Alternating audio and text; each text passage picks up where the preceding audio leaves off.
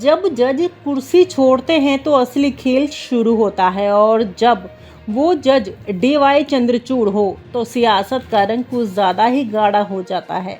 अब ये पूर्व CJI 11 जुलाई को वन नेशन वन इलेक्शन की संसदीय समिति में शामिल होने जा रहे हैं, लेकिन सवाल ये है, क्या वो संविधान की रक्षा करेंगे या फिर सत्ता की सेवा? DY चंद्रचूड़ कभी भारत के सबसे प्रगतिशील, सबसे संवेदनशील और सबसे निडर माने जाने वाले जज।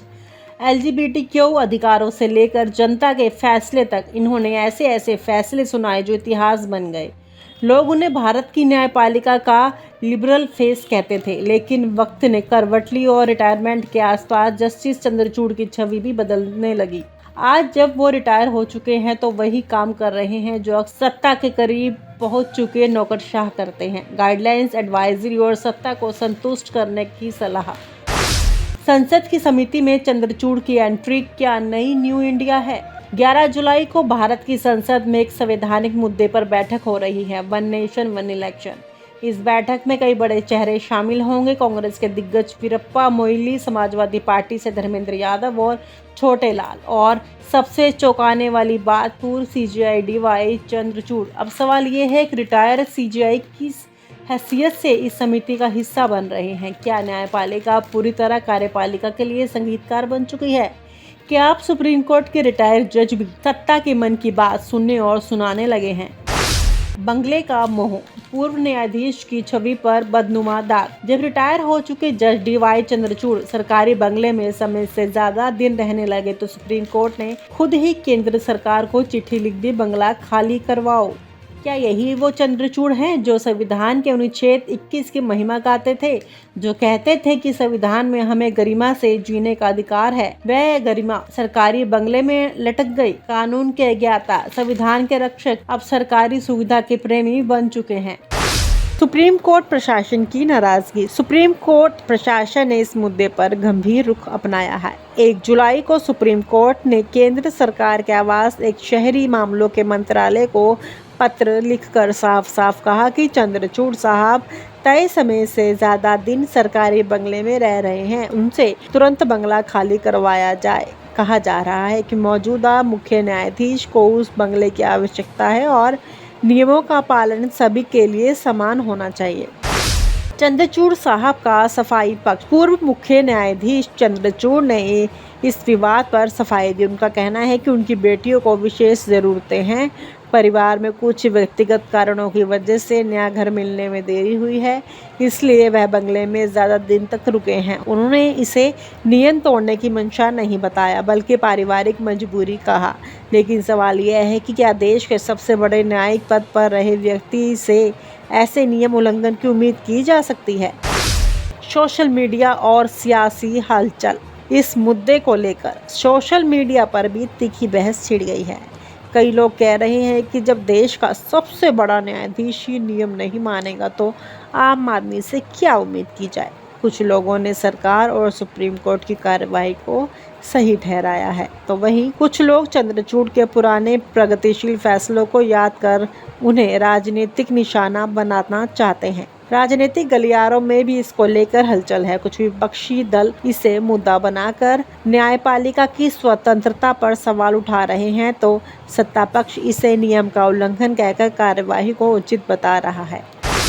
क्या ये सिर्फ व्यक्तिगत मामला है? कुछ लोग इस विवाद को चंद्रचूड़ साहब की व्यक्तिगत पारिवारिक मामला बता रहे हैं। उनका कहना है कि हर परिवार में विशेष परिस्थितियां होती हैं और उन्हें इस पर कठोर दृष्टि से नहीं देखा जाना चाहिए। लेकिन यह दलील कितनी मजबूत है, इसका फैसला तो समाज और अदालत ही करेंगे, क्योंकि जब मामला नियमों का हो तो व्यक्तिगत परिस्थितियों भी कभी कभी पीछे छूट जाती हैं। इस पूरे विवाद से एक बात तो साफ हो जाती है कि इस देश में नियम सबके लिए समान है, चाहे आप देश के मुख्य न्यायाधीश रहे हो या आम नागरिक। नियम का पालन करना हर व्यक्ति की जिम्मेदारी है। चंद्रचूड़ साहब ने भले ही अपने फैसले से लाखों लोगों को न्याय दिया हो, लेकिन रिटायरमेंट के बाद का उनका यह कदम उनकी छवि पर सवाल जरूर खड़े कर रहा है। अब देखना होगा कि वह जल्द बंगला खाली करते हैं या मामला और तूल पकड़ता है। तो दोस्तों, ये थी पूर्व CJI DY चंद्रचूड़ के बंगला विवाद की पूरी कहानी।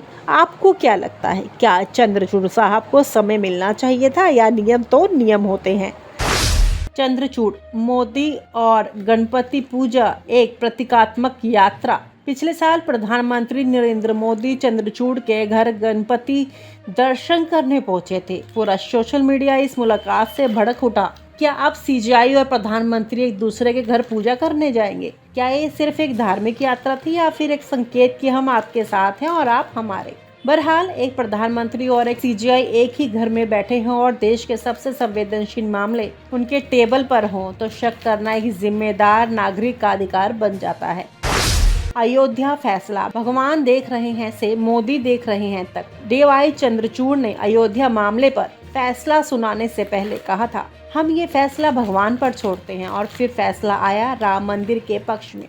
इस टिप्पणी को लेकर आज भी कानूनी बिरादरी सवाल करती है, क्या ये संवैधानिक जज इस तरह भगवान को जिम्मेदारी दे सकता है, या फिर ये भगवान नहीं बल्कि सरकार थी जो निर्णय ले रही थी। अयोध्या से लेकर चुनाव सुधार तक चंद्रचूड़ साहब हमेशा वही बोलते दिखे जो सत्ता को अच्छा लगे। वन नेशन वन इलेक्शन, क्या चंद्रचूड़ संविधान के साथ न्याय करेंगे? वन नेशन वन इलेक्शन यानी एक देश एक चुनाव, आरएसएस और बीजेपी की पुरानी मांग, और अब मोदी सरकार इसे तेजी से लागू करना चाहती है, लेकिन इसमें कोई संवैधानिक अड़चनें हैं। संविधान का ढांचा, राज्य सरकारों की स्वायत्तता, केंद्र राज्य संबंध, सबको कुचलने की तैयारी। ऐसे में जब चंद्रचूड़ जैसे रिटायर्ड सीजीआई इस समिति में शामिल होते हैं तो डर लगता है कि क्या वो संविधान के रक्षक रहेंगे या सत्ता के सलाहकार बन जाएंगे। क्या वो वही निर्णायक सलाह देंगे जिससे मोदी सरकार को संवैधानिक जामा पहनाया जा सके? समिति के बाकी सदस्य, लेकिन स्पॉटलाइट चंद्रचूड़ पर क्यों? इस समिति में कई और चेहरे हैं, वीरप्पा मोइली, एसपी के सांसद और एक और पूर्व सीजीआई कहर साहब, लेकिन बहस चंद्रचूड़ पर ही क्यों? क्योंकि उन्होंने वो सारी सीमाएं लांघ दी जो एक रिटायर्ड जज को नहीं लांघनी चाहिए। गणपति दर्शन, बंगले की जिद, सत्ता के करीबियां और अब संविधान के राजनीतिक उपयोग में भूमिका। न्यायपालिका का भविष्य, एक चेतावनी की तैयारी। चंद्रचूड़ अब कोई निजी व्यक्ति नहीं है, वो भारत की न्यायपालिका का चेहरा रहे हैं। उनके हर कदम में आने वाली पीढ़ी का रास्ता तय होता है। अगर वो सत्ता की गोद में बैठते हैं तो हर युवा वकील, हर न्यायिक छात्र ये सीखेगा कि सही और गलत मायने नहीं रखते, बस समय रहते दोस्त बना लो। क्या देश की न्यायपालिका अब रिटायर होते ही मोदी एंड कंपनी की शाखा बन जाती है? क्या गणपति पूजा से संविधान की धाराएं तय होती है? क्या डीवाई चंद्रचूड़ वही हैं जिन्होंने जितना और अधिकारों की दुहाई दी थी, या वो वही हैं जो बंगले में एसी चलाकर संविधान को बर्फ में फ्रीज कर रहे हैं? चंद्रचूड़, इतिहास और जनता की अदालत। डीवाई चंद्रचूड़ अब इतिहास के ऐसे मोड़ पर खड़े हैं जहां से या तो वो दोबारा संविधान के पहरेदार बन सकते हैं या सत्ता के दरबारी। 11 जुलाई को जो भी फैसला होगा वो न सिर्फ चुनावी प्रणाली पर असर डालेगा बल्कि न्यायपालिका की विश्वसनीयता पर भी, क्योंकि जब न्याय की कुर्सी से उठकर कोई सत्ता की टेबल पर बैठता है तो संविधान रोता नहीं, वो इतिहास में दर्ज हो जाता है। और आप हमसे जुड़े रहने के लिए सब्सक्राइब करें YouTube पर, फॉलो करें Twitter पर और लाइक करें Facebook पर। और ज्यादा जानकारी के लिए आपको टाइप करना होगा सिर्फ न्यूज़ नशा।